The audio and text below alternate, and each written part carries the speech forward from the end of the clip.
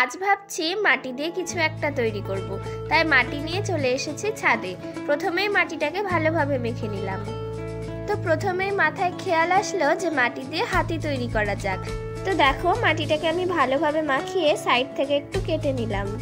মাটিটাকে আলাদা করার পর মাটির ছোট অংশটা দিয়ে আমি হাতির দেহ তৈরি করে নিব। তো মাটিটাকে একটু গোল রেখে একটু লম্বাটে ধরনের করে দেহটাকে তৈরি করে নিতে হবে। এরপর সামান্য একটু বেঁকিয়ে মাটিটাকে ঠিক করে নিলাম। সাইড থেকে আমি আরেকটু মাটি কেটে নিচ্ছি। এই মাটিটা দিয়ে তৈরি করব আমি হাতির পা।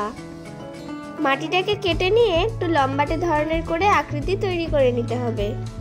তো দেখো লম্বা ধরনের আকৃতি করে আমি হাতির পাটাকে তৈরি করে নিয়েছি। এবার চারটে অংশ ভালোভাবে কেটে নিব। আজকে আমি প্রথম হাতি বানাতে চলেছি, তাই একটু ভয়ও হচ্ছে আবার আনন্দও হচ্ছে। এরপর এই অংশগুলোকে নিচের দিকে মোটা করে আমি হাতির পাগুলো তৈরি করে নিলাম।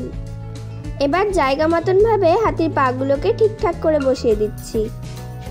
দেহর মাটির সঙ্গে পায়ের মাটিগুলো ভালোভাবে মিশিয়ে জায়গাটাকে ফিনিশিং করতে হবে, তাহলে পাটা ভালোভাবে আটকে থাকতে পারবে। তো দেখো এইভাবে আমি হাতির পাটাকে কিভাবে ফিনিশিং করে নিলাম।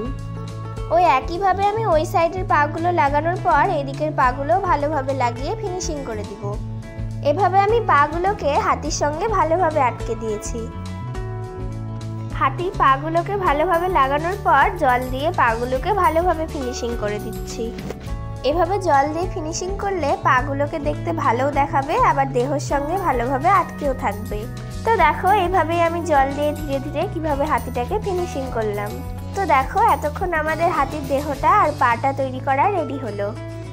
এরপর আমি হাতির মাথাটা তৈরি করার জন্য পরিমাণ মতো মাটি নিয়ে নিলাম। এখন মাটিটাকে ভালোভাবে গোল করে নিতে হবে। মাটিটাকে ভালোভাবে গোল করে নেওয়ার পর একটা শক্ত কাঠির সঙ্গে মাটিটাকে আটকিয়ে দেহের সঙ্গে ভালোভাবে আটকে দিতে হবে। এইভাবে আমি একটা শক্ত কাঠি ব্যবহার করেছি, কারণ মাথাটা যেন ভালোভাবে টিকে থাকতে পারে। এভাবে মাটিটাকে বসানোর পর কিভাবে দেখো জল দিয়ে ফিনিশিং করে দিচ্ছি। হাতির মাথাটা তৈরি করে নেওয়ার পর এরপর আমি সামান্য পরিমাণ মাটি নিয়ে নিয়েছি। এবার এই মাটিটাকে একটু লম্বাটে ধরনের করে হাতির সুরটাকে তৈরি করে নিলাম। এবার মাথার সঙ্গে সুরটাকে ভালোভাবে আটকে দিচ্ছি। সামান্য জল দিয়েও সুরটাকে ভালোভাবে ফিনিশিং করে নিচ্ছি, যাতে হাতির সুরটা দেখতে ভালোই দেখায়। হাতির কান তৈরি করার জন্য আমি মাটি নিয়ে দুটো গোল আকৃতি তৈরি করে রাখলাম। কান দুটোকে একটু পরে তৈরি করব। প্রথমে আমি মাটি নিয়ে একটু লম্বাটে ধরনের আকৃতি তৈরি করে নিব। এই মাটিটা দিয়ে আমি হাতির লেজটা তৈরি করব। তো দেখো হাতির লেজটা আমি তৈরি করে নিলাম। এবার জল দিয়ে ভালোভাবে লেজটাকে বসিয়ে দিতে হবে। লেজটাকে বসিয়ে ভালোভাবে দেহের সঙ্গে আটকে দিলাম। ওই গোল গোল করে রাখা মাটি দুটোকে একটু চ্যাপ্টা ধরনের করে হাতির কানটাকে তৈরি করে নিতে হবে। নিচের দিকটা একটু সরু আর উপরের দিকটা একটু চওড়া রেখে কানটাকে তৈরি করেছি। কানটাকেও ভালোভাবে এবার বসিয়ে দিচ্ছি। জল দিয়েও ফিনিশিং করে দিলাম যাতে দেখতে ভালো লাগে। এই কানটার মতো আমি আর একটা কানও তৈরি করে নেওয়ার পর জায়গা মতন করে ঠিকঠাক করে বসিয়ে দিচ্ছি। তো কানগুলো লাগানো কমপ্লিট। এবার আমি হাতির চোখটা এঁকে নিচ্ছি। খুব সাবধানে আঁকতে হচ্ছে যাতে চোখটা নষ্ট না হয়ে যায়। এবার একটু সামান্য পরিমাণ মাটি নিয়ে মাটিটাকে লম্বাটে ধরনের করে আমি হাতির দাঁতটাকেও তৈরি করে নিয়েছি। দাঁতটাকে হাতির মুখের কাছে বসিয়ে দিতে হবে।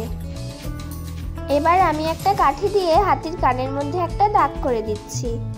কানের সাইড দিয়ে আমি দাগটা দিয়েছি যাতে দেখতে ভালো লাগে। পাশের কানটাতেও আমি একইভাবে দাগ দিয়ে দিয়েছি। এবার আমি হাতির সুরটাতেও একটু লম্বা লম্বা করে দাগ দিয়ে দিচ্ছি। তো দেখো এইভাবে আমাদের হাতি তৈরি করা রেডি। আমার তো মনে হচ্ছে প্রথম হিসেবে হাতিটা বেশ ভালোই হয়েছে। আর তোমাদের কেমন লেগেছে অবশ্যই কমেন্টে জানিও।